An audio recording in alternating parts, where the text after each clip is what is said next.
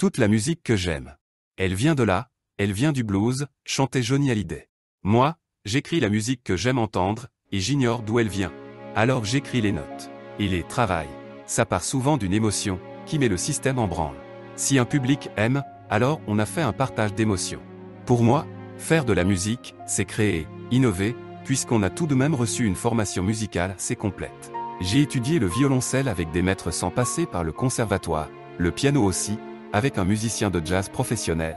Car le piano est tout de même l'orchestre, sa pratique aide considérablement à écrire la partition. Ceci dit, je me suis aussi tapé Karl Czerny pendant 1 an, chaque jour.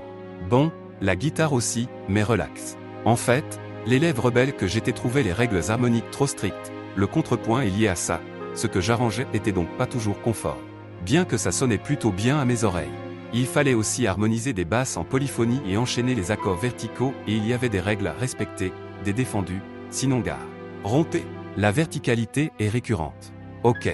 Bon, je ne critiquerai pas cet art difficile qui mérite le respect. Mais, il y a autre chose qui me parlait.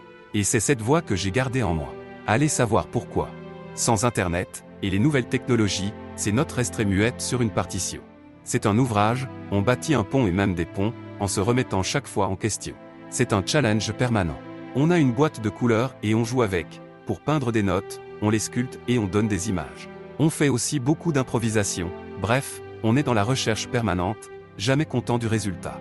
J'ai fait ça durant des années sans que personne ne sache ce que je faisais des heures durant, ni pourquoi je revenais fatigué à la maison.